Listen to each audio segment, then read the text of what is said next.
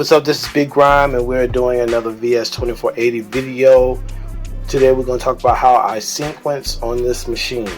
Some of you are like me, make beats, like make instrumentals and make music, wanted an all-in-one solution that can mix, record, sequence, and everything. Now, I have an MPC.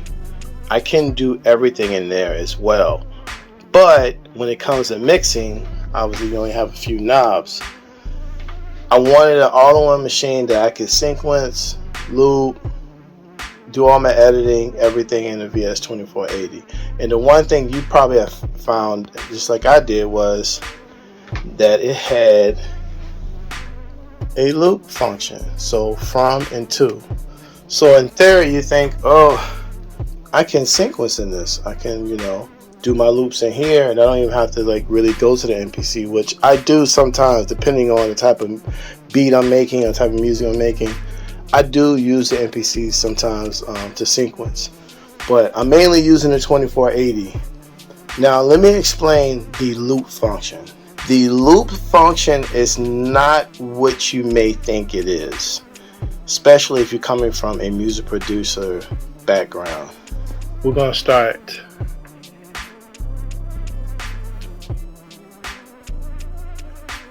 you hold down loop from, that's the start point, and the end point where you want it to loop, you just scroll over to the end of that loop and hold down loop 2. Now you got a loop. Now listen to what it actually does.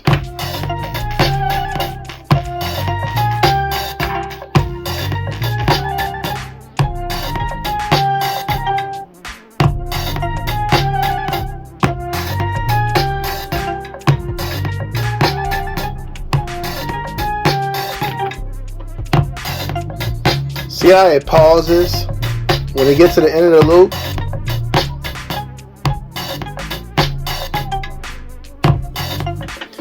So you have to look at it as more of a repeat or a restart, not like a sequencer loop.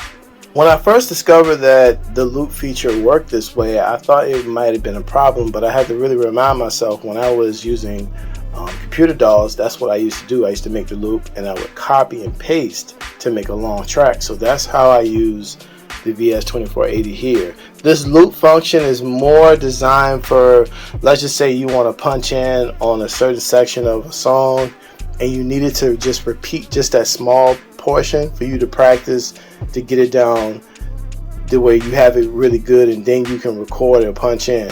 That's really what that is for. Or like sometimes what I'll do is I'll make one big loop of the whole beat, basically just so it could just restart at the end. So when it gets to the end of the beat, it would just go back to the beginning. That way I can just listen to see what else I wanted to do to the track. But that's really what that loop function is. Now I really wish they had just named it like, I don't know, restart or something, not loop, because when you think of loop, you think of sequencing like you do on the MPC, and that's not how it really works. Count in before recording. There is not a count in. You are basically, you hit record and it just start recording. I usually start at measure 3 or measure 5 depending on what I'm doing. If I gotta go to the other side of the room to record, then I might start doing measure 5. But basically you just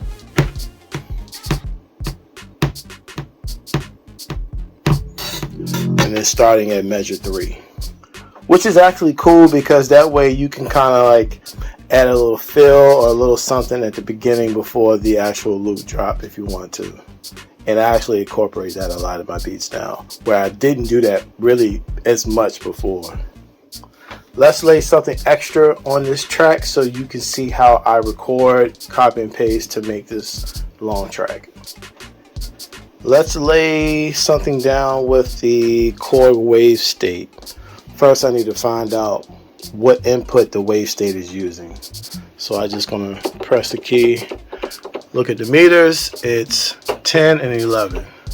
So I need to route 10 and 11 to 14 and 15. Go to easy routing, 10 and 11 routed to 14 and 15.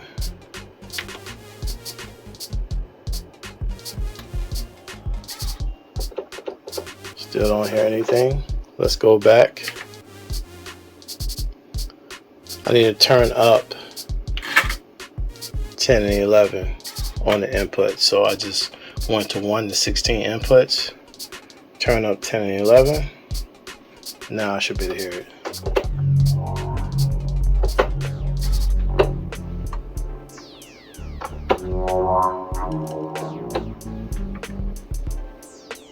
Alright. Now go to my tracks.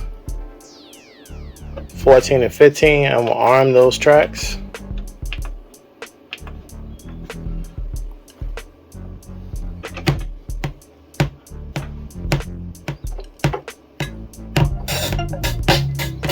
Alright, so I'm gonna go ahead and record. I'm on to record, just hit play.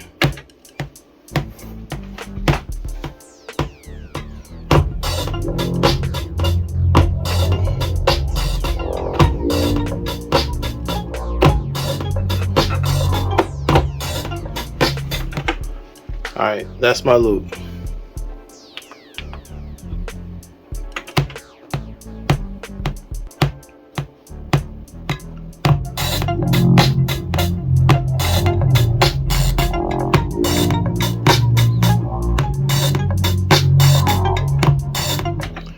So the beginning of the loop is at measure 3.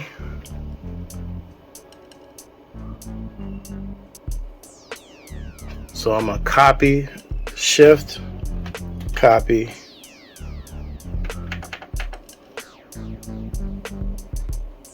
Starting point, which is N, that's on 3.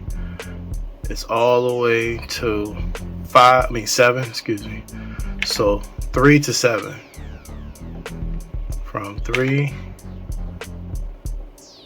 to 7. I'm going to copy it 10 times. Now I have to select the track, which is 14, 15, 14, 15, hit OK, exit. And as you see, it copied the track.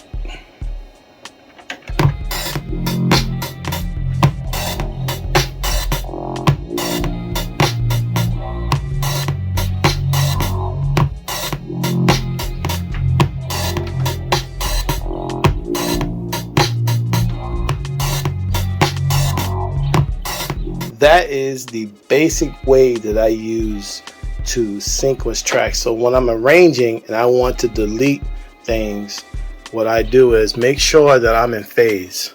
So this button right here, you can see it on the screen. I'm in region, phase, region. Make sure you're in phase. That way you can click a loop and delete or move or whatever you want to do. Because if you are in region, then you can like drag and select this way. And that was kind of confusing for me at first because I was trying to do things with the mouse and I couldn't. It didn't work the way I wanted to because I was in the wrong mode. But basically I select and I delete, and that's how I arrange. A quick tip, I will delete stuff. I would delete a loop and kind of re-record it and give it a different swag, a different way, so that way the beat kind of has more of a live performance feel. And you can just go in and delete and just record in, like I said, the same loop but in a different swag to give it more of a live feel. Because, you know, a live performance don't just do the exact same way the whole time. So yeah, I mean, that's pretty much it on sequencing and arranging in the VS-2480. Thanks for watching. Peace.